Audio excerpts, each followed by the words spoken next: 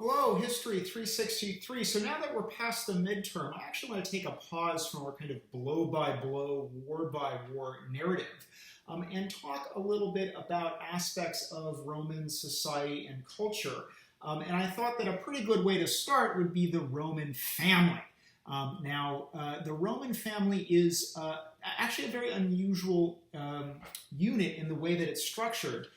In the sense that while almost every Mediterranean society in the ancient world is patriarchal, Roman law imbues exceptional powers upon the father in the Roman family, and the father is called the paterfamilias, the father of the family.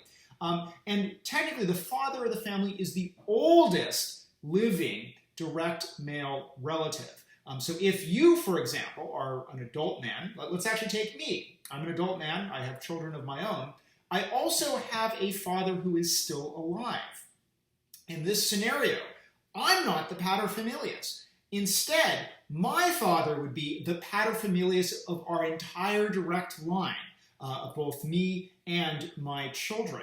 And being the paterfamilias brings with it some rather extraordinary powers. And the most extraordinary power is the power of life and death. In that, under Roman law, a Roman father can punish, even with execution, any of the children who are under his power. And that could apply to both his direct children and also his children's children, anyone in his direct line. Now, this is actually rather extraordinary.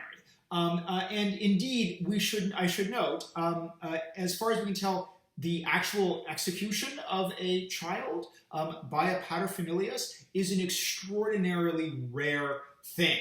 So much so that it's actually a kind of shocking scandal in the very, very rare events that it happens. So on one hand, this is an exceptional power that's granted. I presume one reason why this power that's almost never exercised, it's almost a kind of fictional severity, is granted is nonetheless to kind of clarify the relationship. Because the relationship is much more real when it comes to property. So under a modern scenario, it's totally assumed that I, as an adult man, own some property, and my father owns property, and those two things are generally separate. Under Roman law, a paterfamilias owns everything in the family. That is, his children do not actually have the ability to own property. Anything in the entire family is all falls under the paterfamilias. And of course, particularly when we think about some of these very, very wealthy, aristocratic senatorial families who own, hundreds of acres of land, hundreds, maybe even thousands of slaves, technically all of that belongs to the one paterfamilias. And that also means that there could be adult Roman men who hold high office, are consul even, and yet technically anytime they want to go and buy a piece of candy, are spending money that technically belongs to their paterfamilias. And this is, again, another very unusual thing about Roman law, that as long as your father is alive, doesn't matter how old you are, again, it doesn't matter how high your political rank is, he owns everything, and you simply sort of have use of it sort of with his permission. These are, suffice it to say, quite extraordinary powers. And again, there's something that make the Roman family and the way that Roman law structures the family extremely unique, even for the ancient Mediterranean world. Now, I think the next question is, how do women fit into this? Obviously, if you are an unmarried daughter, and your father is still alive, you simply fall under his patria potestas, just as a son would. Now that being said, right around the Middle Republic, right around probably the Punic Wars, the Romans start to transition between two types of marriage that between these two types differentiate where the wife falls in terms of patria potestas. So the traditional form of marriage is called a manus marriage. And in a manus marriage, when a woman marries her husband, she leaves the patria potestas of her father and is transferred to the patria potestas of her husband. So that means she literally becomes, from in a legal perspective, one of the children in her husband's family. It means that her husband can execute her, say for adultery, with the power of his patria potestas, just as he can execute any of his children. And it also, of course, has some inheritance ramifications, because Roman inheritance is partitive amongst children.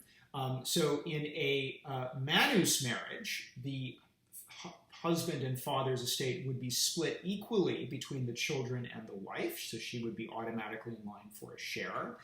That would not be the case in the new type of marriage that starts emerging. It's actually probably becoming common by around 200 BC. We don't have a great sense of the timing. It is, by the late Republic, the most common form of Roman marriage. And this is what we call a non-manus marriage, a marriage sine manu. And manus means hand, right? So literally kind of having the wife in hand is where this term comes from. So a marriage sine manu, without manus, means that the wife does not fall under the patria potestas of her husband. Rather, she stays under the patria potestas of her father. And then once he dies, she becomes sui juris. So to be sui juris is to be under no one's patria potestas. You literally are under your own authority, sui juris. And whereas before, if you have a living father, or if you're a woman in a manus marriage, you are alieni juris, under the jurisdiction of someone else, namely either the paterfamilias or your husband, if you're a woman in a manus marriage. So to be sui juris means that you therefore can control all of your legal affairs. So we actually see this transition, women going from being really probably under someone's potesta, someone's power all of their life, first the patria potestas of their fathers, and then marrying under the patria potestas of their husbands, possibly even several husbands. And then again, around the Middle Republic, we see what could be seen as a kind of liberation, although the exact impacts are unclear, where women start actually more having an experience similar to what men have experienced, under the patria potestas of their father. But then once he's gone, even though they may be married, they are sui juris. They can therefore inherit property. They can engage in business transactions. Now, there is one important sort of legal impediment that Roman law places on women who are sui juris. It's the same impediment that is also placed upon people who are underage who are sui juris. You're 12 and your father dies, you technically become, you technically are now sui juris, but you may still need help making decisions, or who are mentally handicapped in some way. Those, an elderly person could be sui juris, he could be the paterfamilias, but it's sometimes recognized that people suffer from, say, things like dementia. So Roman law allows for all of these people who are sui juris, but not in a position to actually make decisions, and no, that's a pretty sexist assumption that grown women aren't in a position to fully make decisions. It says that they have to be assigned a tutor. That's where we actually get our term tutor, the person who helps you with your SAT words. The term actually comes from Roman law as someone who is basically assigned as a kind of legal guardian who has to approve whatever legal contracts that you enter into. So if you are a woman sui juris and you want to sell a jugerum of land, an acre, jugerum is about 2/3 of an acre. But if you want to sell a jugerum of land, technically your tutor, a male relative on your side of the family, has to approve that transaction. How onerous this was in reality, we don't always know. We do have some contracts from imperial era Egypt, so from the Roman Empire, where nonetheless people hold Roman citizenship, and produce paperwork that survives in the deserts of Egypt, papyrus that survives, that seem to show women who are sui juris making business transactions without any sort of sign of the tutor. So it's possible that at times this was a sort of formality. The tutor might only intervene if a woman was seen as particularly bad at doing business. In other instances, it may have been quite onerous because, again, you could have a very assertive tutor who just uses the powers granted to him under Roman law to really impede in the affairs of a female relative who's sui juris. So that is a kind of defect that women who are sui juris have upon their ability to conduct economic affairs, but still not in potestas, and that certainly has some advantages. One thing does change about inheritance, though. So remember, for a woman in a manus marriage, when her husband dies, she actually gets a bit of his estate. She inherits as if she's a child. In a marriage sine manu, without manus, she doesn't. She inherits from her father, and again, Roman inheritance tends to be partitive. But then all her husband's estate would all go to the children. So that is actually a big shift. And indeed, it's not impossible that one reason why we see this transition, maybe it's even a little bad for at least aristocratic women, is to sort of shunt them out of the sort of direct line of inheritance. Now, Roman marriage, maybe we should talk a little bit about Roman marriage. Roman marriage is another interesting phenomenon. It's a phenomenon where the state is by and large only minimally involved.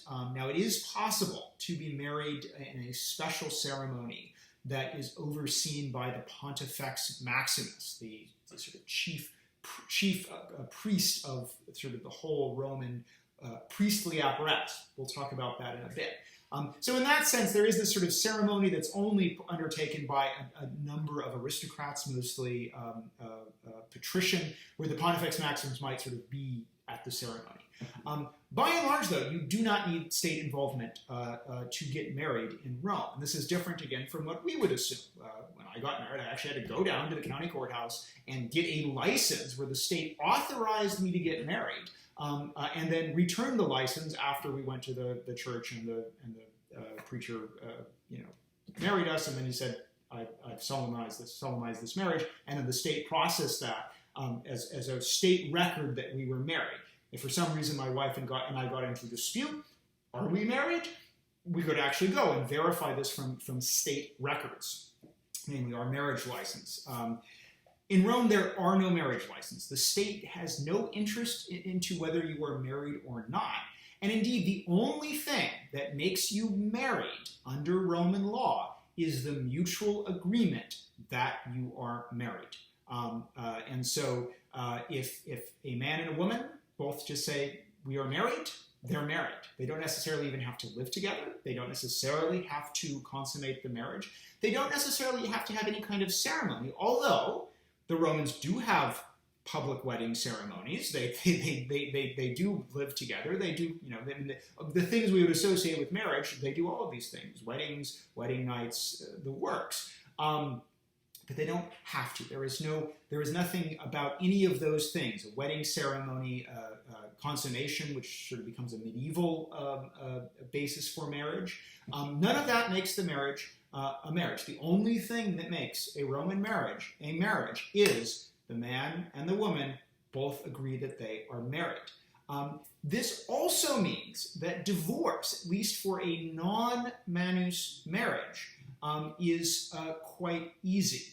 All you have to do to divorce is say, I divorce you. We're no longer married. Once one person thinks we're no longer married, poof, the marriage dissolves. And women in a non-manus marriage can easily initiate this. We actually hear of an instance in the late Republic where the husband is coming back from his being a governor in his province, and as he's heading towards Rome, he gets a note from his wife saying, it's over, I divorce you.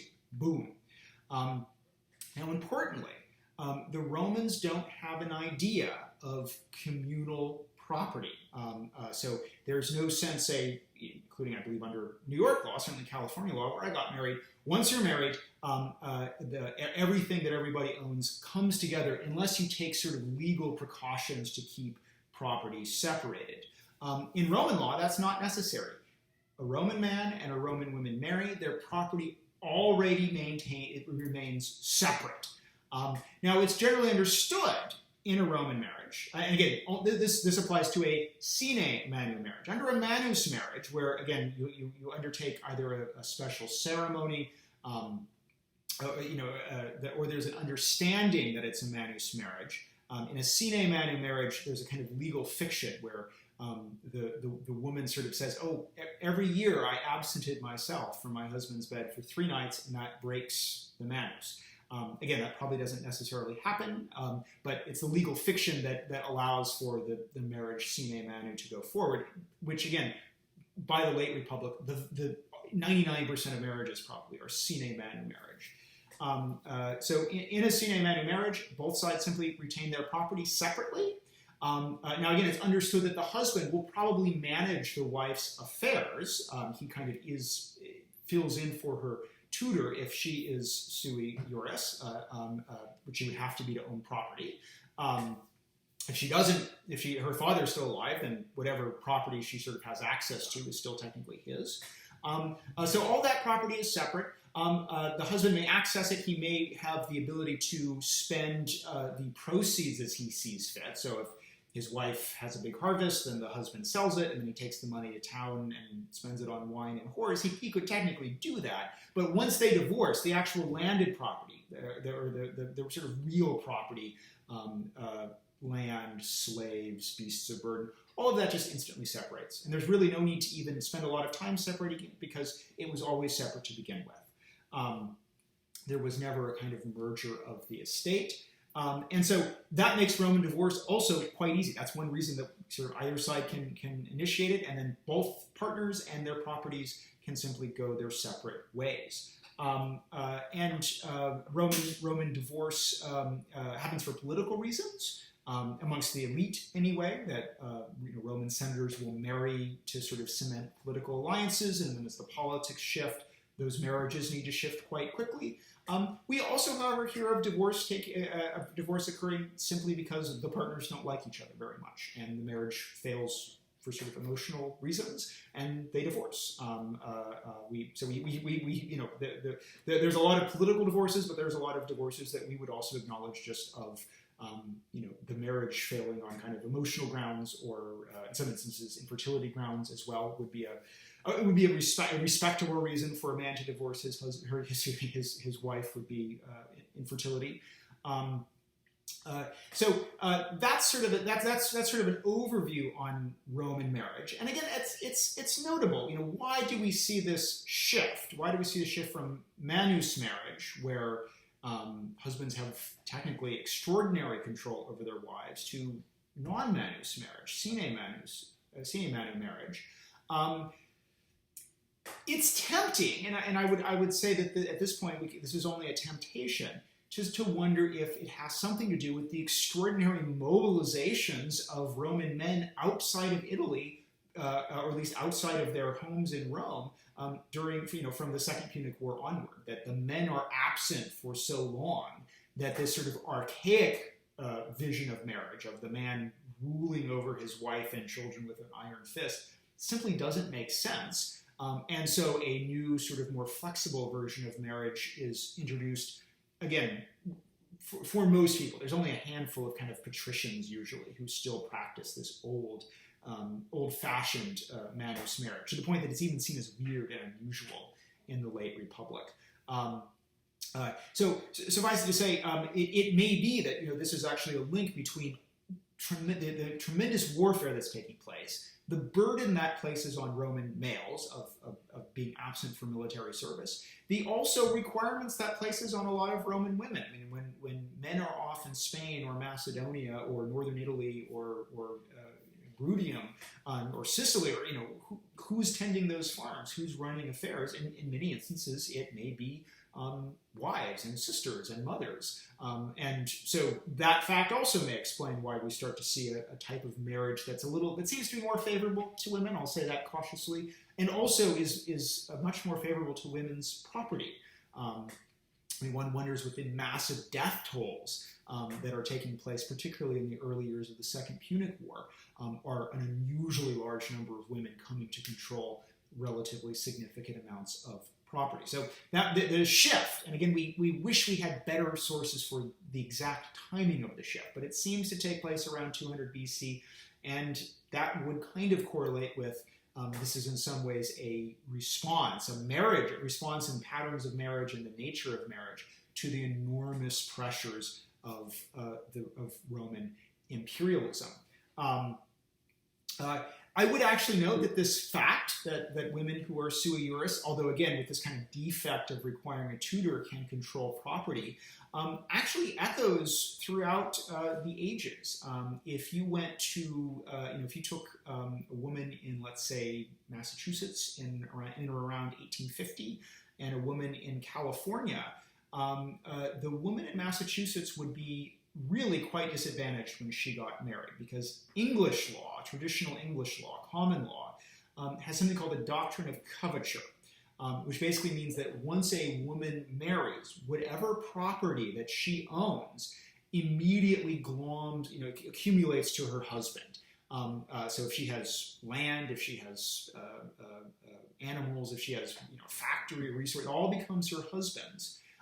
With the exception of essentially what's called a trousseau, usually her clothing and garments and oftentimes jewels. That's a sort of way women can keep property in marriage. But other than that, anything that a man might really want, like the land, becomes his. And that's because of English law. And coverture didn't really start going away in the United States until the middle of the 19th century. Which meant women were still getting married and essentially losing whatever they had to their husband. If you went to California, though, California has a different tradition when it joins the Union in 1850, and that's the tradition of Roman law that comes from Mexico via Spain, via the continental tradition of law that heavily draws on Roman legal concepts. And there is no concept of coverture. Women can't own property. It's perfectly acceptable. So that means a woman in California really can get married and yet still keep all of her property in 1850, 1851, precisely because she's actually the beneficiary of this long tradition of Roman law and the reception of Roman law across the centuries. So anyway, that's just a sort of taste of Roman family law and how it structures Roman family life. Probably next time we will talk a little bit about one aspect that I've kind of neglected, although it's considered, the people we'll talk about next time are considered part of the Roman family, and that is slavery. And so we'll probably do that, and that'll be the last lecture. We'll talk a little bit more about Roman history and culture, so Roman society and culture next week. The syllabus, we're off from the syllabus. We're going to probably be a bit off for a while. Keep up with your readings as they're assigned, and I'll drop lectures, and we'll adjust by the time we get to the end. So I hope everyone had good luck with the midterm. I'll see you soon.